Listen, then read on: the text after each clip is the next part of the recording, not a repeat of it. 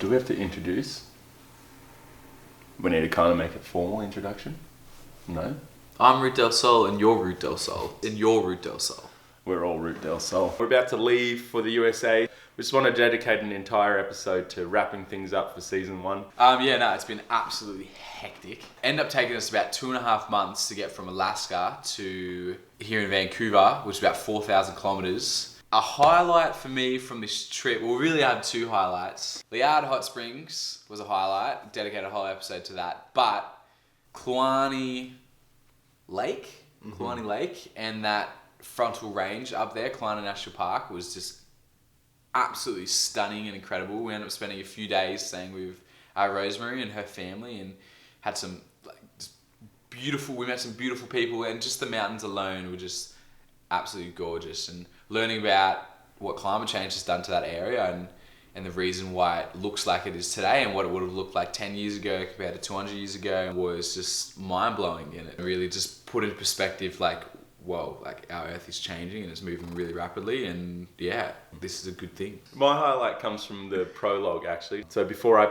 met Keegan, I actually had the opportunity to put the van on a ferry, sailing from Bellingham to Haynes on that ferry was just epic. We were driving through the inside passages, and there were glaciers coming down the ocean to the ocean level. There were which I don't know how long that's going to be around for, but yeah, I'm really glad that I got to experience that. Yeah, and I just got to relax, sit down, write, gather my thoughts, and get ready to start this epic journey that is Root del Sol. And this scene right now... From out of nowhere. How you doing, man? Nice to meet you. Of us actually meeting each other. We had met online, and then, yeah, quick phone call, a couple of weeks later, flew into Alaska. This guy picked me up from the airport. Literally the first time we ever laid eyes on each other, we have that on camera. Yeah. Which is actually hilarious. So funny, yeah. So this scene right now. Everybody thinks that we're friends. We're not actually friends. I grew up in Tweed Heads on the Gold Coast. He grew up in Wollongong. We never met before this trip, so that's a really cool thing. We're kind of strangers, but we're also best friends now. So that's amazing. Along with all the beautiful highlights of the trip, there has, believe it or not, been bad moments. I guess, of course, you can't have good without bad. I mean, we haven't crashed. That's obviously a really good thing.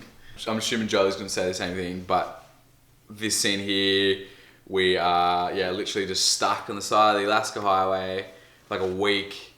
We ran out of food. I had to hitchhike into town to go get some food. It was cold, but it was like -11, I think, the max we got to, which is pretty hectic in a fridge, living in a fridge or an ice cream truck. So, for me in general, I think just dealing with my mental health and the energy levels. I had a really rough year. I spoke about that in the last spaceship sessions. Spoke a lot about mental health, and it's really good that we all speak about and that we're all open about that sort of stuff. But yeah, just finding the energy to keep going. I mean, at Liard Hot Springs, when we finally got charged up there, we stopped there for a week or two before we got stuck in the snow. I can just remember feeling completely drained, and I was not ready to leave the comfort of warm hot springs. We had a great place to stay with good people around us, and you just remember feeling like, oh man, like we're getting back out on the road again, and I'm just not here. I'm just not able to do it. So I'd say that would have been one of the lowlights in general, speaking about, just trying to find the energy to just keep the trip alive and keep moving. So yeah. The way we kind of both do that kind of stuff is like, for instance, this scene where Jolie's going for a surf. Yeah. He wasn't feeling too crash hot on that day, I remember. And he was like, oh, I think there's a little bit of surf out there. And it's like this wind-swept trickle of a wave. Yeah. And he's like, and I'm like, oh, I guess you're kind of probably going to have to do that now, man.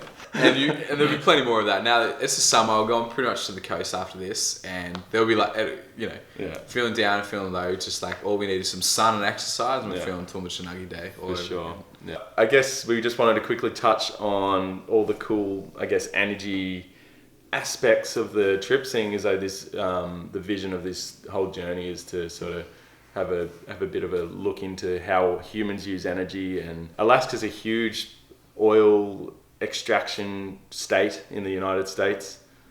They pull out oil out of the ground and also refine it in Alaska.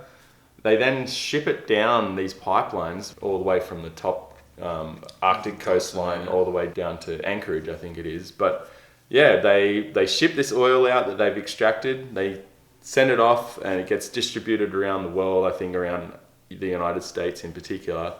And then for some weird reason, the gas prices, the petrol prices in Alaska are higher than the rest of the country.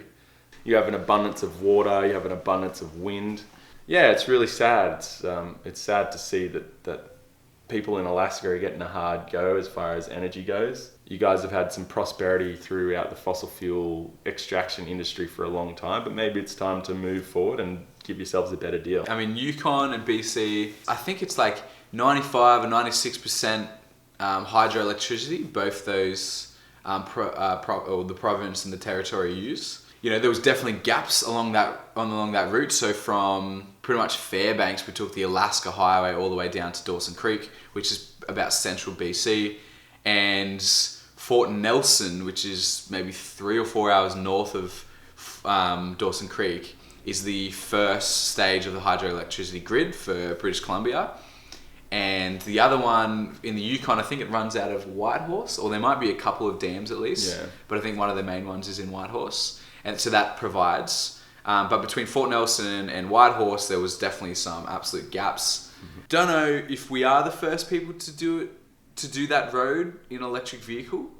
So if you know that we are, please let us know. And if you know that we're not, please also let us know, because I'd love to confirm that. We went through Rancheria, for instance, which is this tiny town, and a lot of the towns we're going through use diesel generators to power their small township, because they're so far away and they can't have any infrastructure, like government's infrastructure in place. So they have these diesel generators, and I remember one guy quoting for just like an RV park and some shops, I think it was like $220 a day, Canadian dollars a day. Yeah, for spending on diesel. For diesel, to burn diesel to keep that oil alive. And then we went through Rancheria, which is this tiny little town. Yeah, it had a few shops, an RV park and things like that. And for the last 20 years, they've been running a run-of-river hydroelectric generator. And they're tiny. It's like a little shed on the side of the road. Didn't take up much space, and the river wasn't very special either. It's pretty small. They do have their limitations too, but like for the most part, the majority of the year, they're supplying the entire little township of Rancheria with clean, renewable energy. Yeah. And I hear there's more like that out on the islands, and I'm assuming there's more up north. But yeah, it'd be great to see more of these places happening. It's financially, it's just so viable. It absolutely makes sense. Yeah, for those little towns that are sort of unreachable by the larger major hydro grids, the ones that carry huge kVAs of voltage across widespread areas of Canada, especially in BC. If you can't be on that grid, then why not look for other alternatives? I mean, we went to the Peace River region with Peace Energy Co-op. Who is a Don Petit there? He showed us what they're doing, the Peace River Co-op, and it's amazing. Tumbler Ridge, all those. Tumbler Ridge, there's wind farms everywhere, and they provide so much energy for those regions. So I think another thing to touch on real quickly is that switching to electric vehicles is only half of the problem. I think the big difference that we need to make is the way that our grids are set up and how our grids are supplied with energy. Currently, the majority of grids in at least the USA are supplied by coal energy. And that's one of the big criticisms that EV communities get, is that they're only addressing half of the issue, in that we're not, obviously we don't have tailpipe emissions, but then we sort of still have the coal emissions for all the big coal-fired power plants.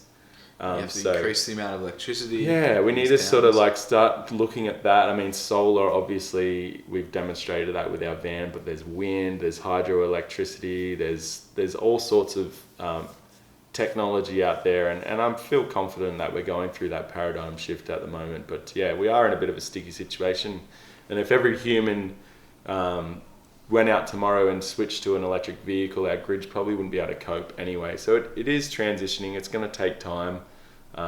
But it is happening, and we've seen that even in the far reaches of rural communities in Alaska, Yukon, BC.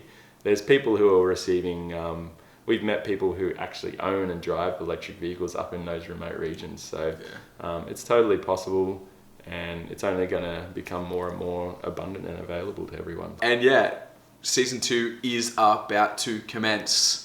Get excited, be prepared. We're about to purchase a whole bunch of new camera gear, so our vlogging is just going to go skyrocket and explode into the atmosphere. So taking things to the next level. So these are the highlights of our season 1 journey, and we love you all very much. Thanks, and I hope you keep watching because things are about to get really exciting for season 2. See you soon. Woo.